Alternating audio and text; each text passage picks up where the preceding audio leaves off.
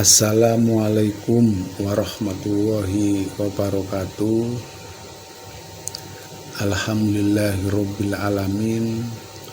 Wassalatu wassalamu ala asrofil anbiya'i wal mursalin Sayyidina wa maulana Muhammadin wa ala alihi wa sahbihi ajmain.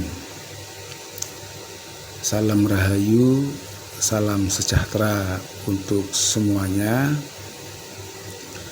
Bersama saya Mbah Roto dengan mengulas kembali uraian ilmiah tinggi tentang metodologi metafisika tasawuf eksakta ilmiah. Kita coba kaji kali ini yaitu tentang agama samawi dan agama ardi. Dalam perspektif sudut pandang dunia, agama itu ada dua. Yang pertama adalah agama samawi, kemudian yang kedua adalah agama ardi. Agama samawi itu agama yang turun daripada sisi Allah Ta'ala yang sampai ke dunia melalui seorang utusannya. Itu agama samawi. Sedangkan agama ardi atau agama bumi itu agama yang dihasilkan dari interpretasi, pengetahuan, belajar, literasi, sekolah, kuliah, atau tempat-tempat pendidikan yang ada hubungannya dengan agama, yang itu semua masih dalam ruang lingkup akal jasmania, yang transfer knowledge-nya atau pengetahuannya itu via akal, melalui akal. Jadi inti yang disampaikan oleh seorang guru yang diterima dengan akal panca indera. Ini adalah agama ardi. Sedangkan agama samawi ini ada 4 fase.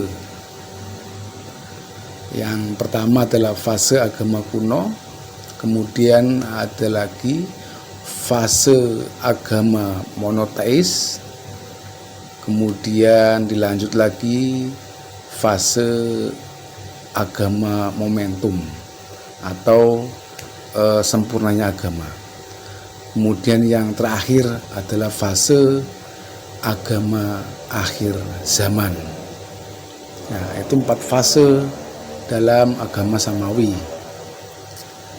Di fase agama kuno itu dulu ada sekitar 4.200 nama agama dan ada kurang lebih 1.200 nama Tuhan. Begitu banyaknya nama agama dan nama Tuhan, sehingga di fase agama kuno itu Tuhan itu banyak, karena pada waktu itu meyakini bahwa di baliknya semua benda itu ada Tuhan. Nah, itu diantaranya agama mitologi, agama mitos ya, agama mitos yang mempercayai bahwasanya ada dewa-dewa atau makhluk-makhluk lainnya yang bertugas di dunia, khususnya di bumi, sebagai yang dikuasakan untuk mengatur tentang dunia. Nah, itu adalah agama samawi fase agama kuno. Ada agama Zoroaster, ada agama Shinto, dan ada agama-agama lainnya.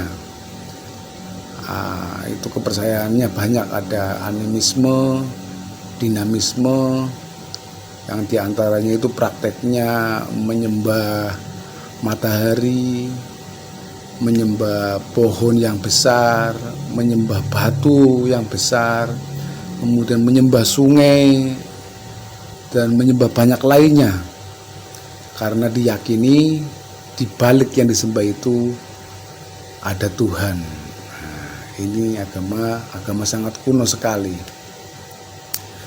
Kemudian memasuki fase yang kedua, otomatis agama kuno itu berangsur-angsur sedikit telah hilang atau lenyap, yaitu fase agama monoteis. Nah, di agama monoteis ini sudah mulai umat manusia meyakini bahwa Tuhan itu satu dan sama. Agama itu satu dan tauhidnya itu pun satu. Pada zaman itu sudah ada, dimulai dari Yahudi, kemudian ada Nasrani, kemudian juga sudah ada mulai berkembang awal-awal adalah Islam. Nah, itu sudah meyakini adanya bahwa Tuhan itu satu atau esa. Nah, pembawanya itu sudah nabi dan juga rasul. Jadi pembawa tiap-tiap agama di zaman itu, misalkan contoh dari Nabi Nuh, Ibrahim, Musa, Isa, itu adalah seorang utusan atau rasul. Nah, itu agama fase monoteis. Kemudian selanjutnya momentum agama. Nah, momentum agama ini adalah momentum sempurnanya agama, di mana makom ruhania manusia telah sempurna mencapai arwahul muqaddasah, atau telah sangat sempurna hingga berhampir akan Allah Ta'ala. Beliau yang dibawa junjungan kita yaitu Nabi Muhammad sebagai utusan yang membawa agama momentum. Artinya dari agama yang lalu ke agama setelah Nabi Muhammad atau zamannya Nabi Muhammad itu ada sifat memperbaiki sampai dengan sempurnanya agama. Nah, sempurnanya agama yang dibawa Nabi Muhammad itu tentunya ada beberapa ilmu yang menopangnya, diantaranya yaitu ilmu syariat, tarekat, hakikat, dan juga ma'rifatnya. Nah, sedangkan yang dibawa oleh Nabi Muhammad adalah agama ma'rifatullah. Nah, agama ma'rifatullah ini dihasilkan dari bentukan dari ilmu syariat dan hakikat. Jadi ilmu syariat dan hakikat yang dikerjakan bersama, nah, itu muncul resultante ma'rifatullah, mengenal akan Allah Ta'ala. Berbeda dengan ajaran agama-agama yang sebelumnya, hanya sebatas syariat saja atau sebatas hakikat saja. Berbeda dengan apa yang dibawa oleh Nabi Muhammad, yaitu agama yang sempurna, yaitu agama yang bermakrifat, kenal akan Allah Ta'ala melalui syariat dan hakikatnya. Seperti yang disampaikan oleh guru kami sebelumnya, ternyata prinsip-prinsip dasar dari agama yang dulu sampai dengan agama yang dibawa oleh Nabi Muhammad itu tidak pernah berubah.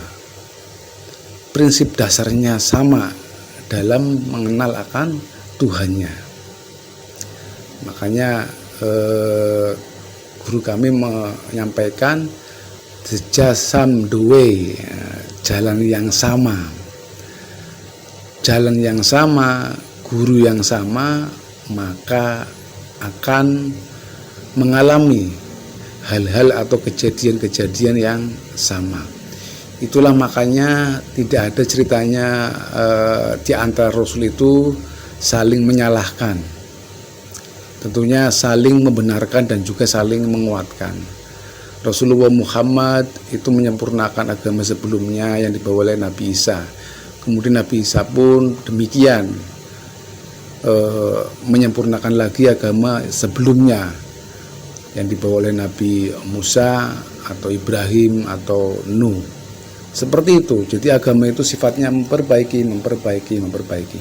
Ini adalah fase agama momentum atau sempurnanya agama yang sangat tinggi.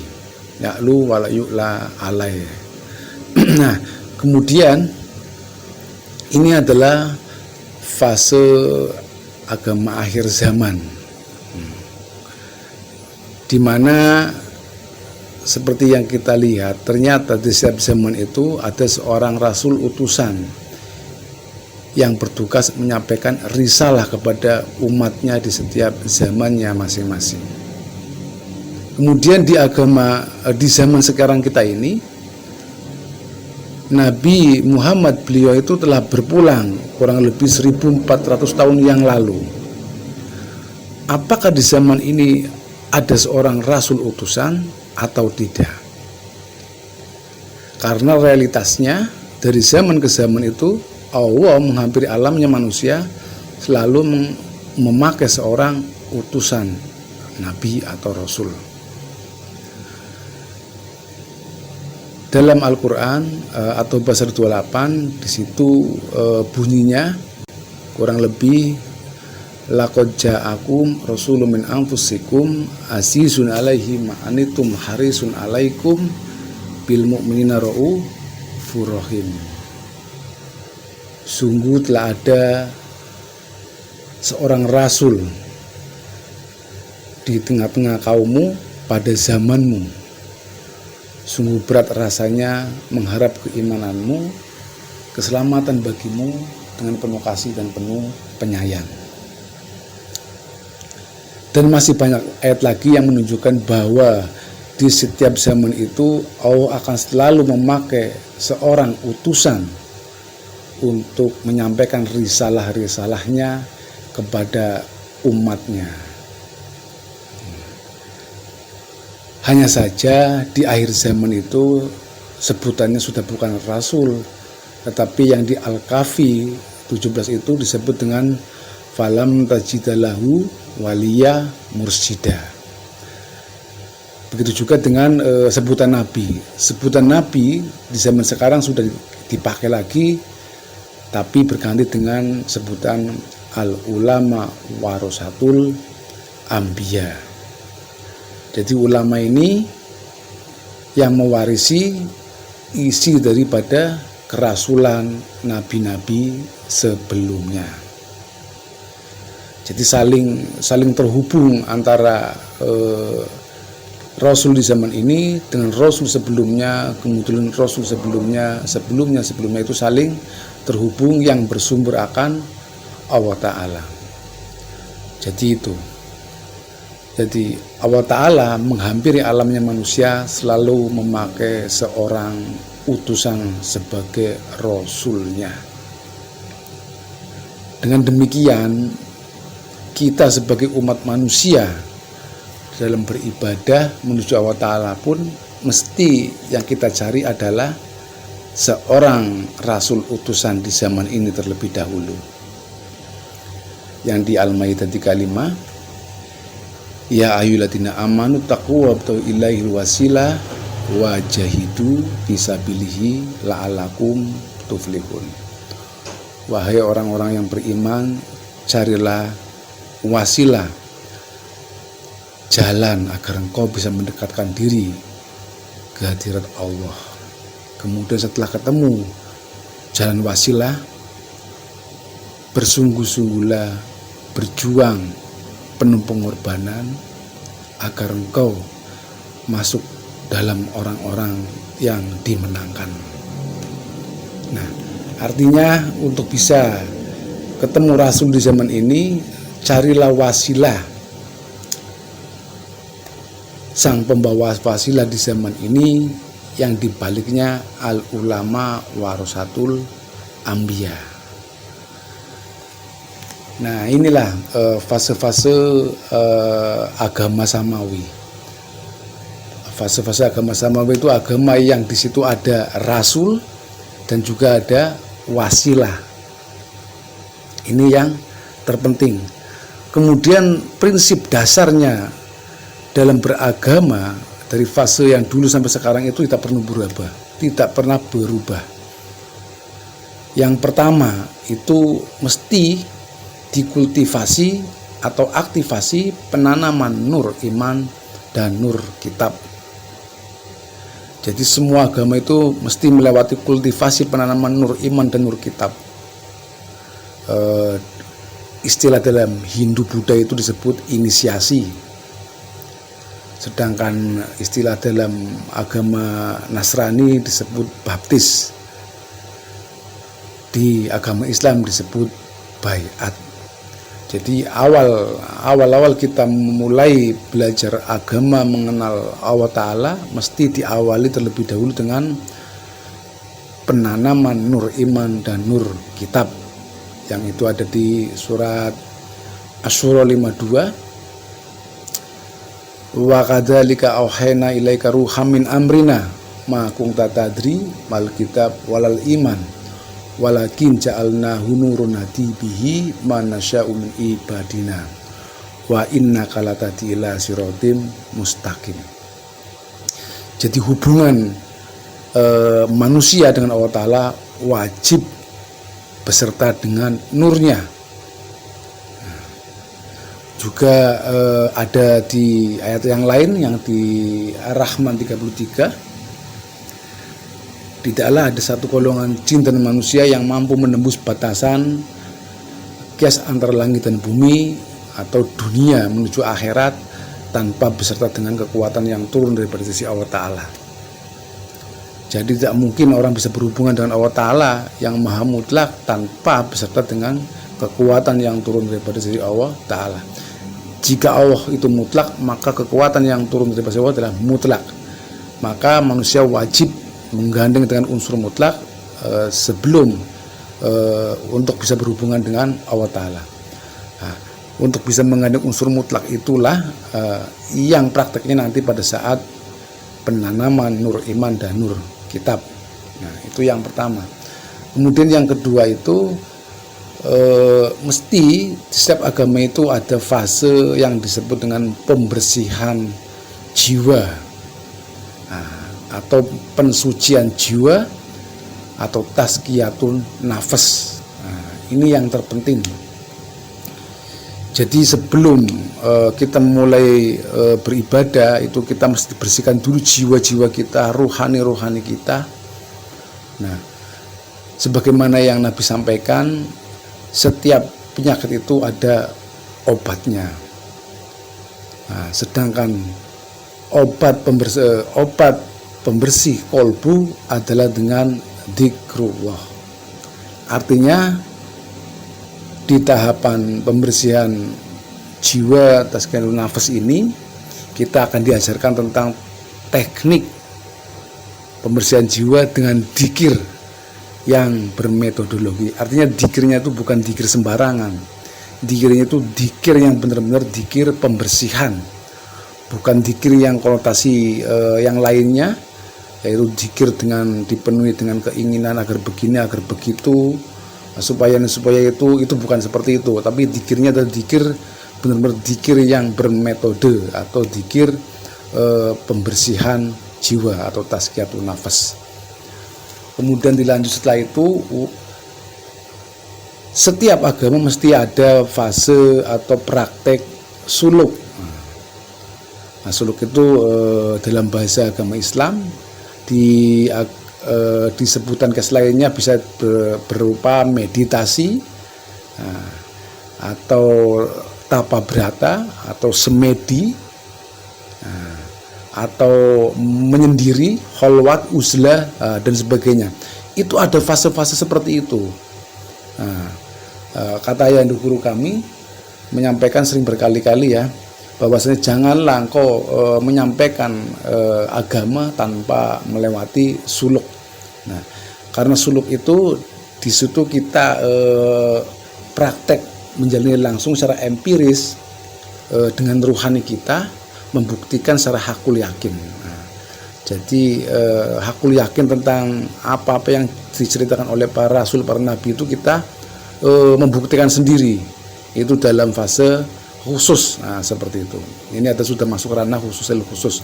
Nah, kemudian yang keempat, yang terakhir itu setiap agama itu pasti berbuahnya adalah menyampaikan visi misi dalam beragama, yaitu menyebarkan kebajikan, rahmatan lil alamin, dan sebagainya. Artinya setiap agama itu membawa rahmat untuk semua umat manusia. Nah, inilah 4 prinsip dasar yang mesti dipegang oleh semua umat manusia dalam memulai belajar beragama atau belajar mengenal akan Allah Ta'ala atau Tuhannya. Itu 4 fase ini yang tidak boleh terlewati. Nah, ilmu yang menerangkan atau berpraktek dalam 4 ini, ini disebut ilmu tarekat, atau di masa lalu itu disebut tirakat. Bisa jadi ada tirakat, tarekat, atau kalau bahasa Arabnya adalah torikoh. Nah, kami menyebutkannya ini sebagai yang kami sebut biasa adalah metodologi beragama. Artinya metodologi beserta dengan rukun dan syaratnya dalam sebelum kita menjalani ibadah menuju Allah Ta'ala. Nah, jadi tirakat, tarekat, toriko atau metodologi ini adalah jalan atau cara, tapi disertai dengan rukun dan syarat. Nah, ini yang terpenting. Jalannya yang sama, kemudian rukun syarat yang harus dipenuhi, nah, kemudian adaptasinya beserta dengan bimbingan guru rohani, itu otomatis pasti akan melewati empiris perjalanan rohani kita sebagaimana perjalanan para nabi dan para rasul terdahulu. Nah, inilah metodologi atau tirakatnya manusia yang mesti dipakai kembali dalam beragama di zaman ini, karena sangat sulitnya menyampaikan metodologi ini, sehingga di zaman ini orang bertirakat atau bertarekat atau bertoriko bermetodologi itu sangat sedikit, karena sulitnya menyampaikan penjelasannya. Kami berusaha untuk membantu beserta rekan-rekan lainnya atau beserta bimbingan guru mencoba untuk mencerahkan kepada yang lainnya. Jadi fase-fase agama samawi adalah